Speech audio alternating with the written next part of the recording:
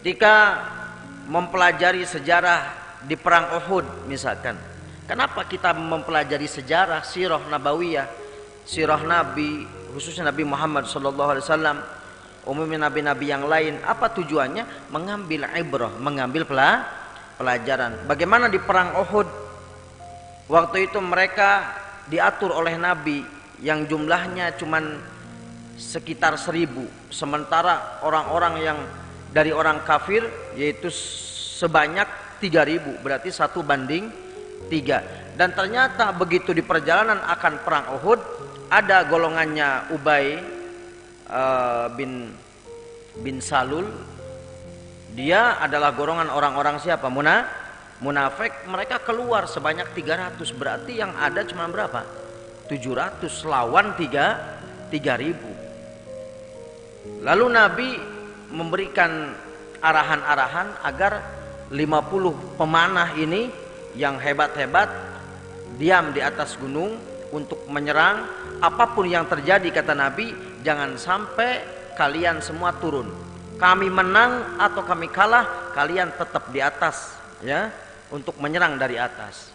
Tapi apa yang terjadi ketika perang dimulai? Kaum muslimin menang awalnya, namun ketika mereka yang ada di gunung yang diatur oleh Nabi, yang dikasih wasiat oleh Nabi nggak boleh turun, menang atau kalah umat Islam nggak boleh turun. Ternyata begitu melihat kaum muslimin menang, mereka sebagian ingin mengambil rampasan. Akhirnya mereka dengan mengatakan, buat apa kita di atas di sini diem? Toh kaum kufar, orang-orang kafir sudah kalah. Ya udah kita turun, udah selesai kok perangnya. Menurut mereka seperti itu. Ada sebagian yang tetap enggak, kita harus tetap di sini karena Nabi memerintahkan seperti itu, menang atau kalah tetap di atas gunung. Hanya sebagian turun, ya, turun ke bawah. Akhirnya apa yang terjadi?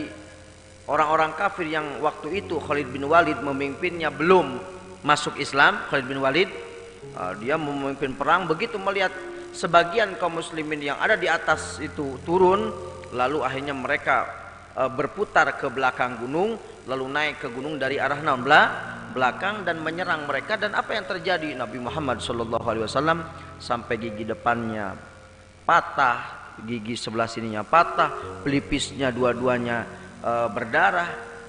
Apa penyebabnya? Kok bisa kalah? Karena tidak taat kepada Rasul SAW. Cerita kayak gini apa ibrahnya? Laqad kana fi qasasihim ibratan liulil albab, sebagai ibrah, sebagai pelajaran, yaitu adalah mengambil bagaimana ketika orang itu tidak taat kepada nabinya. Kalau sekarang tidak taat kepada ulamanya, kepada para kiainya, maka mereka akan dihancurkan oleh Allah Subhanahu wa ta'ala. Sehingga akhirnya kaum muslimin yang tadinya menang menjadi kalah, yang meninggal lebih dari 70, sementara dari orang Islam dari orang kafir cuman sekitar 23 atau berapa itu. Kenapa bisa begitu? Karena mereka ilmu pelajaran ibrah yang kita ambil dari cerita perang Uhud, Ghazwat Uhud, yaitu adalah bahwa ketika orang itu tidak taat kepada para nabinya atau para ulamanya kalau sekarang, maka mereka tidak dikasih adab oleh Allah dengan kekalahan.